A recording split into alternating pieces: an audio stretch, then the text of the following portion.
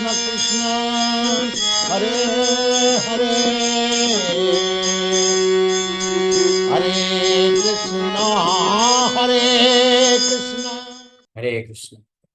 आप सभी भक्तों का हार्दिक स्वागत है आज के राम कथा में। तो आज हम लोग चर्चा कर रहे हैं श्री वाल्मीकि रामायण, इसके पहले स्कंद बालकांड के छठे अध्याय the residents of Ayodhya. Ayodhya वासियों का वर्णन इस अध्याय में किया जा रहा है। तो हम लोग लास्ट टाइम 22 नंबर श्लोक तक चर्चा किए थे। कंभोज विषय जातर बाहिलीकश्चहयोत्तमय वनाय युजय नदी जय पूर्णा हरिहयोत्तमय। The city was filled with excellent horses. Ayodhya नगर में जो है बड़े ही सर्वश्रेष्ठ इस तरह के घोड़े हैं। हाँ, काम्बोज बाहिलिका वनायु एंड सिंधु प्रदेश में उत्पन्न होने वाले। और वो घोड़े कैसे हैं? उच्चय श्रवा के समान, उच्चय श्रवा इंद्र के घोड़े के जैसे हैं। और फिर उसके बाद वर्णन किए कि वहाँ के हाथी भी जो है एक्सट्रीम स्ट्रेंथ है, बहुत ही बलशाली हाथी। यानी अयोध्या में जो भी ऐरावत जैसे हाथी हैं। तो ये वर्णन हम लास्ट टाइम यहाँ तक चर्चा किए थे। अब आगे वर्णन कर रहे हैं। भद्रैर्मन्द्रैर्मृगैश्चैव भद्रमन्द्र मृगैस्तथा भद्रमन्द्रैर्भद्रमृगैर्मृगमन्द्रैश्च सा पुरी नित्यमत्तये सदा पूर्णा नागैरचलसन्निभये। That city was always filled with constantly intoxicated Bhadramandra, Mriga, Bhadramriga, and Mrigamandra elephants that were as large as mountains. अलग अलग कैटेगरी के हाथियों का वर्णन है। इस तो आज के समय में ये हाथी उपलब्ध नहीं है, तो इसके बारे में तो हम आज के समय में कोई जानेगा भी नहीं। लेकिन ये हाथी अयोध्या में जब उपस्थित हैं, उनका वर्णन किया जा रहा है। इतने विशाल काय हाथी हैं, हाँ, हिल्स की तरह, अचल सन्निभय, अचल माउंटेन पहाड़ की तरह भांति इतने विशाल काय शरीर को अलग अलग प्रजातियों के हाथी वहाँ पे उपलब्ध है। Bhadra Mandra and Mriga are three species of elephants according to Halayudha. Bhadra Mandra, Bhadra Mriga, Mriga Mandra are cross breeds. अच्छा, क्रॉस ब्रीड्स भी हैं। तो ये अलग अलग स्पीसीज हाथियों के प्रजातियों का वर्णन दिया जा रहा है।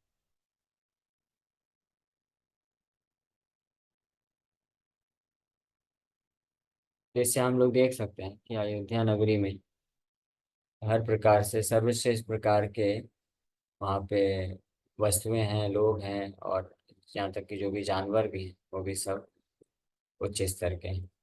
सयोजने च द्विभूया सत्यनामा प्रकाशते यश्याम दशरथो राजा वसन जगत पालयत। Moreover, the city was true to its name to even two yojanas around it, for King Dasarath lived there and ruled the earth.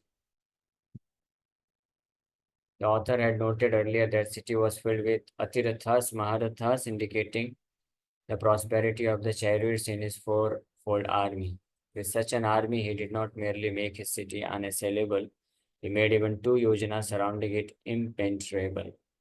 Thus, the city was truly named Ayodhya, the unassailable city. Authorities also state that it was 3 yojanas wide and unassailable to up to 2 yojanas within it.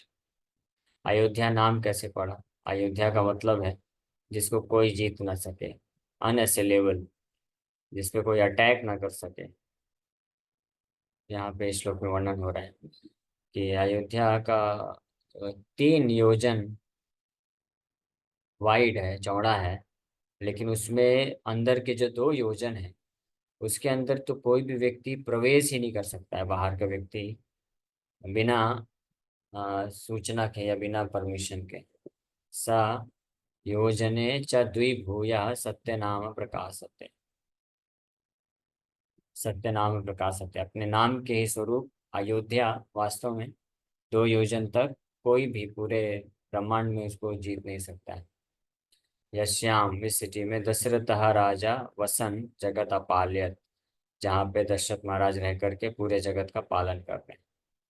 तो ये भी एक अयोध्या का अर्थ इस श्लोक में पता चलता है, जिसको कोई भी व्यक्ति जहाँ पे प्रवेश नहीं कर सकता, जीत नहीं सकता।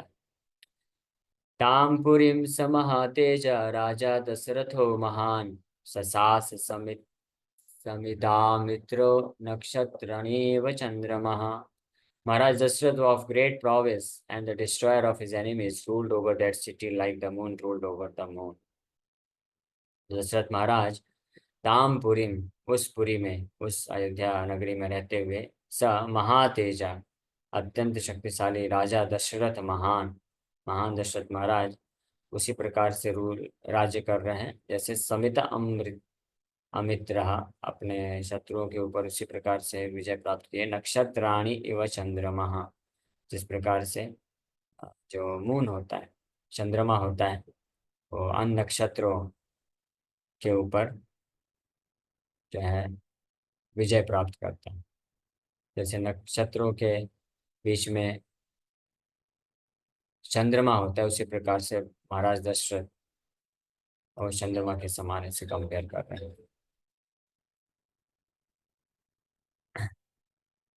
ताम सत्यनामाम दृढ़तोरणाग्रलाम, ग्रहैर्विचित्रय उपशोभितां शिवाम्, पुरीमयोध्यां नृसहस्रसङ्कुलां, ससास वै शक्रसमो महीपति।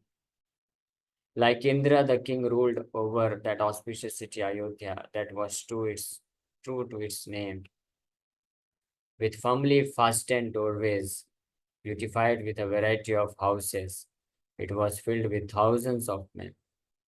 तो ससास, ससास वह शक्र समूह, शक्र समूह मतलब इंद्र के समान, इंद्र के समान जो है ससास राज्य किए महीपति राजा दशरथ, ऐसी अयोध्या नगरी में जहाँ पे हजारों की संख्या में लोग विद्यमान हैं और उस बहुत ही शुभ अयोध्या सिटी में इस प्रकार से रूल कर रहे हैं। यानी सब कुछ वहाँ पे अद्भुत है, हर चीज। तो अभी तक कोई इसमें ऐसा, द रेसिडेंट्स ऑफ अयोध्या के बारे में जब वर्णन कर रहे हैं तो कोई ऐसा ये प्राप्त नहीं हो रहा है कि कहीं पे दशरथ महाराज को कुछ कमी हो या कुछ समस्या का उनको अनुभव करना पड़ता हो, ऐसा कोई वर्णन नहीं मिल रहा है। लेकिन अब इसी के साथ ये जो अध्याय है समाप्त होता है। अयोध्या सिटी के रहने वाले निवासियों का वर्णन। अब 7वें अध्याय में दशरथ महाराज के मिनिस्टर्स के बारे में वर्णन किया जाएगा। फिर 8वें अध्याय में कुछ कमी महसूस करने के पश्चात दशरथ महाराज विचार करेंगे कि उनको यज्ञ करना है, अश्वमेध यज्ञ करना है। तो ये हम लोग कल से प्रारंभ करेंगे, किंग दशरथ मिनिस्टर्स के बारे में। ओके, या अभी से 4 समय है, प्रारंभ कर सकते हैं। दशरथ महाराज के मंत्रियों का आपको वर्णन प्राप्त हो रहा है। तस्यामातया गुणैरासन् इक्ष्वाकोस्तु महात्मना, मंत्रज्ञाश्चेङ्गितज्ञाश्च नित्यं प्रियहिते रता। That greatly intelligent descendant of Ikshvaku had ministers with fine qualities. अभी तक तो दशरथ महाराज के बारे में वर्णन किए, वो कितने महान हैं, कितने बलशाली हैं, कितने बुद्धिमान हैं, धार्मिक हैं, और कैसे अपनी सिटी अयोध्यापुरी को बहुत ही अच्छे तरीके से राज्य कर रहे हैं। तो ऐसे महान राजा के जो पार्षद होंगे, मिनिस्टर्स होंगे, वो भी साधारण नहीं। तब उनके बारे में वर्णन कर रहे हैं। Greatly intelligent descendant of Ikshvaku, ऐसे महान दशरथ महाराज इक्ष्वाकु के वंशज दशरथ महाराज के जो मिनिस्टर्स हैं उनके अंदर भी बहुत सारे अच्छे गुण हैं, वो भी बहुत ही सुशील हैं। They could analyze a work at hand. They knew others' opinions merely by examining their facial expressions and suggestive talks. and were always busy in pleasing and benefiting the citizens. तो मिनिस्टर्स के गुण बताए गए दशरथ महाराज के। मंत्रणा, minister का मतलब होता है मंत्री, मतलब जो मंत्रणा दे। मंत्रणा का मतलब होता है जो सुझाव दे या को कुछ सजेस्ट करें कैसे कार्य करना है, क्या डिसीजन, कैसे कब कैसा डिसीजन लेना है। तो उनके बारे में क्या बताया है, तस्य आमात्या, आमात्या मतलब उनके मिनिस्टर्स, गुणैर आसन, वो बहुत ही अच्छे गुणों के हैं। इक्ष्वाकुस्तु महात्मनः, इक्ष्वाकु के वंशज जो कि महात्मा है, ग्रेटली इंटेलिजेंट। मंत्रज्ञा च, मंत्रज्ञाश्च इंगितज्ञास, यानी जो कोई भी सिचुएशन परिस्थिति है उसमें भली भांति उसको विश्लेषण करने की शक्ति रखते हैं, और केवल लोगों को देखने मात्र से उन उनके हृदय में क्या बात चल रही है, क्या ओपिनियन है, उनका क्या मत है किसी परिस्थिति के बारे में, ये मंत्री इतने एक्सपर्ट थे कि वो समझ जाते थे। और सबसे बड़ी बात कि वो हमेशा व्यस्त रहते थे, नित्यम प्रिय हिते रताः, नित्यम प्रिय हिते रता, पूरे समाज में रहने वाले जितने भी सिटीजन्स प्रजा हैं उनके हित, उनको हित प्रदान करने के लिए, को प्रसन्न करने के लिए हमेशा नित्य रूप से लगे रहते थे। क्यों लगे रहते थे नित्य रूप से? क्योंकि उनके राजा महाराज दशरथ भी, उनके अंदर भी यही गुण था।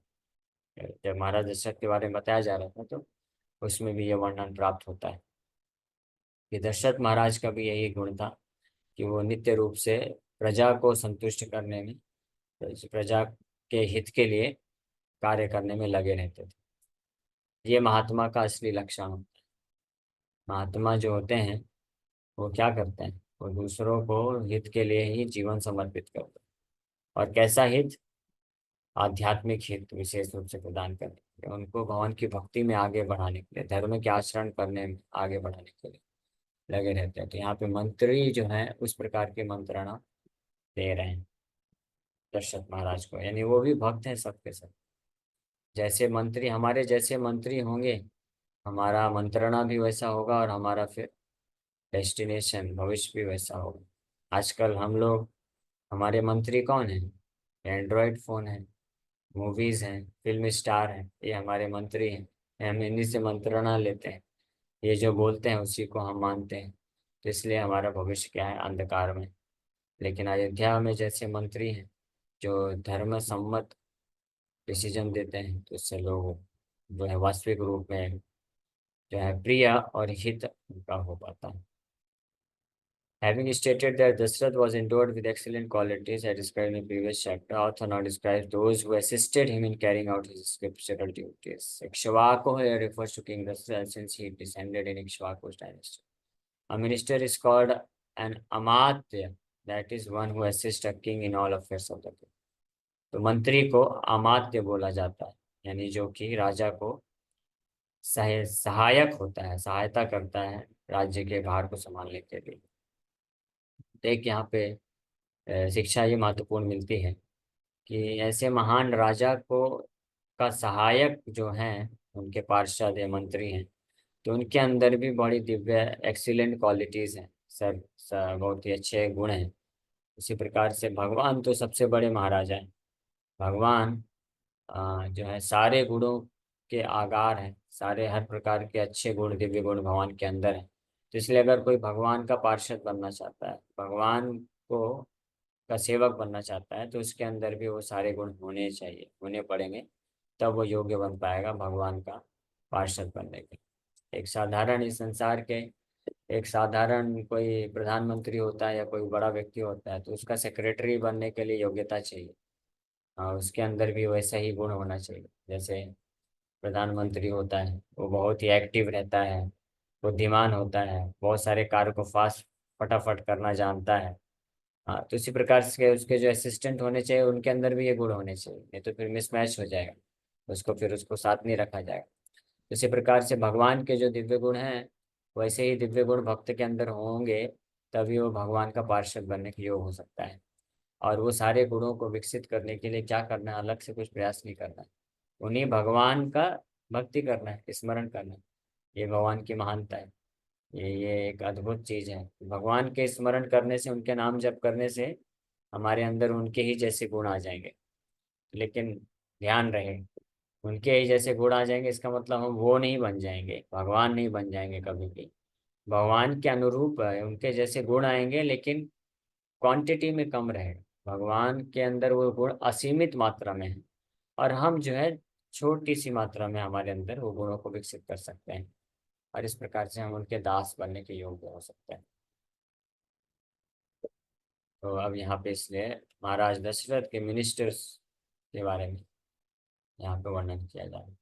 अष्टौ बभूवुर्वीर्यस्य तस्यामत्या यशस्विनः सुचस्य चानुरक्ताश्च राजा कृत्येषु नित्यशः। That hero had 8 famous ministers who were pure and constantly dedicated to carrying out governmental duties. तो महाराज दशरथ के 8 अत्यंत प्रसिद्ध मंत्री हुए, जो कि बड़े ही शुद्ध हैं और निरंतर जो है महाराज दशरथ के जो राज्य के कर्तव्य हैं उनको करने में नित्यशः लगे रहते हैं। वाह। तो खास अगर बनना है, यहाँ पे महाराज दशरथ के खास बोल रहे हैं, तो अगर कोई भगवान का अत्यंत खास बनना चाहता है तो उसके अंदर ये गुण होना चाहिए। तो पूरी तरह से शुद्ध होना चाहिए, और कॉन्स्टेंटली निरंतर जो है अनुरक्त राज्य कृत्येषु नित्यशः, कॉन्स्टेंटली उनके सेवा में लगा रहना चाहिए, तब ये पॉसिबल हो सकता है। जैसे भगवान के बहुत सारे शुद्ध भक्त हैं, खास हैं, लेकिन भगवान रामचंद्र के सबसे खास कौन है? हनुमान जी। तो उनके अंदर ये गुण है। क्या है? वो अत्यंत शुद्ध हैं, परम पवित्र हैं, और साथ ही साथ में 24 घंटे भगवान राम के लिए जो सेवा कार्य है उसमें लगे रहते हैं, इसलिए वो अत्यंत खास हो पाए। The Manu Samhita states that a king should engage 7 or 8 ministers who have been examined and confirmed to possess certain requisite qualities. In accordance with that injunction, King Dasharatha had 8 ministers. They were pure, that is, they were absolutely devoid of any thoughts of betraying their master. तो यहाँ पे 8 खास minister हैं राजा दशरथ के, जो हर प्रकार के इस भावना से मुक्त थे, अपने मालिक को धोखा देने की प्रवृत्ति से मुक्त थे, यानी शुद्ध भी थे, एक्सपर्ट भी थे। पिछले श्लोक में तो बताया गया बड़े ही एक्सपर्ट है वो लोग, और अभी बड़े शुद्ध भी बताए गए हैं, और हमेशा उनके सेवा में लगे रहते हैं। इस प्रकार से ये वर्णन हम लोग यहीं पे विराम करेंगे। किसी वक्त का कोई प्रश्न तो पूछ सकते हैं। तो ये हम लोग चर्चा भी करते जाएंगे। जितनी जितनी प्रकार जितनी मात्रा में भगवान रामचंद्र की कथा शुद्ध है, उतनी मात्रा में उनके राज्य में उनके जो पार्षद हैं, महाराज दशरथ हुए, और उनको सहयोग देने वाले मिनिस्टर्स, उनके भी गुणों के बारे में श्रवण करना जो है पवित्रता प्रदान करता है। इसलिए हम लोग इसको स्किप ना करके इसको हम पढ़ते जाएंगे, और हर जगह हमको कुछ कुछ जो है शिक्षाएं तो मिलेंगी ही, उन शिक्षाओं पे भी हम लोग विचार करेंगे। ओके, किसी वक्त का कोई प्रश्न है? हरे कृष्ण हरे कृष्ण कृष्ण कृष्ण। प्रभु जी, जैसे हमें एक मतलब बीमारी कह सकते हैं, या फिर जैसे हमें दूध से बनी कोई भी सामग्री हमें बिल हम मुंह में नहीं ले सकते, तो महाप्रसाद वगैरह या कई बार हम भगवान के प्रसाद को ले नहीं पाते, तो उसके लिए क्या अपराध है, कैसा क्या है उसका थोड़ा बताइए। ओके ओके, समझ गया। तो कई बार ऐसा हो सकता है कि आपके पास कोई महाप्रसाद आया, लेकिन आपके शारीरिक स्थिति के अनुसार आप वो प्रसाद को ग्रहण नहीं कर सकते कुछ रेस्ट्रिक्शन के कारण। तो एटलीस्ट क्या करना चाहिए कि उसको हाथ में लेकर के सिर में थोड़ा रखना चाहिए, यानी प्रणाम करना चाहिए महाप्रसाद को, जय महाप्रसाद बोलना चाहिए, और उसमें से एक दाना ले लेना चाहिए। एक दाने में तो कोई नुकसान नहीं, तो एक दाना लेकर के ग्रहण करना चाहिए, तो सम्मान हो गया, तो फिर अपराध नहीं लगेगा। ठीक। नहीं प्रभु जी, हम तो दूध का कोई सामग्री मुंह में ले ही नहीं सकते, हमें वॉमिटिंग बहुत तेज उल्टी होती है और हाँ ठीक परेशानी है होती है ठीक बहुत। है, तो कम से कम, हाँ, तो अगर कोई आपको ला के दे रहा है दूध का सामग्री महाप्रसाद है, तो उसको टच करके सिर में रख के आप महाप्रसाद की जय बोल के सम्मान कर दीजिए, प्रणाम कर दीजिए। बिल्कुल भी अगर एक दाना भी नहीं ले सकते हैं तो दंडवत प्रणाम कर दीजिए वहीं पे। क्योंकि महाप्रसाद भगवान है ना, तो इस प्रकार से प्रणाम करके आप अपराध नहीं लगेगा। हरे जी कृष्णा प्रभु जी, प्रभु जी। Thank you. Hare Krishna. Yes uh, Yogesh. प्रभु जी, जैसे वो गीता भागवतम की क्लास में जैसे आपने व्यासना के बारे में बताया था, अभी जैसे हम व्यासना में डूबते चले जाते हैं, फिर भी भगवान मतलब उसी में ज्यादा, कुछ कुछ कुछ लोग ऐसे होते हैं उनको उसी में भी ज्यादा सक्सेसफुल मिल जाता है। तो ये गलत होने के बावजूद भी वहां पे हमको मतलब रुकने का मन नहीं करता है, तो इसको खंडन किस तरीके से करके हमको भगवत भावना में लगना चाहिए, कृष्णामृत में लगना चाहिए, इसको कैसे करना चाहिए? हाँ, आपका क्वेश्चन बड़ा कॉम्प्लेक्स हो गया है। मैं शुरू से तो समझ रहा था, लेकिन अंत तक पहुंचते पहुंचते पूरा डिस्कनेक्ट हो गया है। शॉर्ट में पूछे, थोड़ा सा स्ट्रेट स्ट्रेट फॉरवर्ड बोल के। जैसे कि प्रभु जी, जैसे कोई काम वासना में बहुत ज्यादा मग्न हो जाता है एंड उसको उसमें हाँ। सक्सेस मिल जाती है, बट वो टेम्पररी है, वो उसको पता है। अच्छा। या कुछ जैसे पैसे कमाने में बहुत ज्यादा व्यस्त हो गया, बहुत पैसा कमाए, लेकिन ओके। अंदर से सोल है ना उसका सेटिस्फाइड नहीं है। तो ये सब चीजों को वहां हाँ पे कट ऑफ करके हमको कृष्णा भगवत भावना में कैसे लगाना चाहिए सब चीजों को, ये जानना है। हाँ, तो ऐसे ही लगाना चाहिए जैसे आप ऑलरेडी बताए कि अपने बहुत सारी भौतिक इच्छाओं को पूरा करने में वो देख रहा है कि मुझे इससे संतुष्टि नहीं मिल रही है, तो फिर क्यों उसमें फंसना। फिर हमको भगवान के भक्ति में लगना चाहिए। लेकिन क्या है कि स्वाभाविक प्रवृत्ति उस तरफ है, और इधर से भक्तों के भगवान के सेवा में प्रवृत्ति नहीं होती, तो इसके लिए फिर थोड़ा हमको जोर लगाना पड़ेगा। भक्तों का संग इसलिए बहुत जरूरी है, भक्तों के संग में ही ये संभव है। और जितना हम श्रवण करेंगे, श्रवण करने से हमको महिमा पता चलेगी भगवान की भक्ति की, और ये भौतिक जगत का जो स्थिति है, तो फिर हम डिसीजन ले पाएंगे। ठीक है, तो यही उपाय है कि हमको भगवान का श्रवण, कथा श्रवण करते रहना चाहिए नित्य रूप से। ओके।